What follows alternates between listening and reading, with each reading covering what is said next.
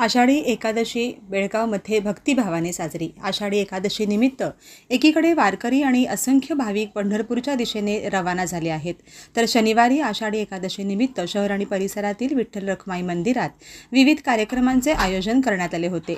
सकाळपासून रात्री उशिरापर्यंत विठू भक्तांची दर्शनासाठी मंदिरासमोर रीघ लागली होती। येथील खडेबाजार बेळगावमधील पुरातन श्री विठ्ठल रुक्मिणी मंदिर, विठ्ठल देव गल्ली शहापूर येथील श्री विठ्ठल मंदिर, बाजार गल्ली वडगाव येथील विठ्ठल रुक्मिणी मंदिर तसेच बापट गल्ली कार पार्किंग येथील विठ्ठल रुक्माई मंदिर या ठिकाणी पहाटे काकड आरती करण्यात आली। यानंतर विठ्ठलाची महाआरती करण्यात आली। यावेळी भक्त मंडळी मोठ्या संख्येने उपस्थित होती। यासह खासबाग व अन्य उपनगरातील विठोबाच्या मंदिरात सकाळपासूनच विविध धार्मिक कार्यक्रमांचे आयोजन करण्यात आले होते। वारकरी मंडळांचे भजन कीर्तन, महिला भजनी मंडळांचे वतीने भजनाचा कार्यक्रम अखंड सुरू होता। विठ्ठल मंदिरासमोर विविध पूजा साहित्याची विक्री करणारी मंडळी मोठ्या प्रमाणात उपस्थित होती।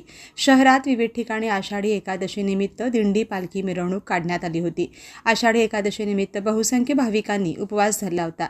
या निमित्त खडेबाजार बेळगाव येथील विठ्ठल मंदिरा ठिकाणी हनुमंत मधुकर यांच्या वतीने साबुदाण्याची खीर व केळीचे वितरण करण्यात आले। तसेच बापट गल्ली कार पार्किंग इथेही साबुदाण्याची आणि तीर्थप्रसादाचे वितरण करण्यात येत होते। या प्रसादाचा भाविकांनी मोठा लाभ घेतला, तर मंदिरातून विठुरायाची आरती, पूजन आणि दर्शन यामुळे शनिवारी भक्तिमय वातावरण निर्माण झाले होते। नमस्कार। हे विठ्ठल रुक्माई मंदिर खडेबाजारमध्ये आहे। हे टेंगशे यांचे मालक आहेत। या मंदिराचे 250 ते 300 वर्षापूर्वी हे मंदिर स्थापन या ठिकाणी केलेलं आहे त्यांच्या पूर्वजांनी। हे टेंगशेंचं खासगी मंदिर आहे आणि या मंदिरामध्ये आज सकाळी 4:30 वाजता या ठिकाणी विठ्ठल रुक्माई मूर्तीला अभिषेक करण्यात आला, पंचामृत स्नान करण्यात आलं, तर पूजा व्यवस्थित मांडण्यात आली। नंतर पूजा झाल्यानंतर आरती करण्यात आली।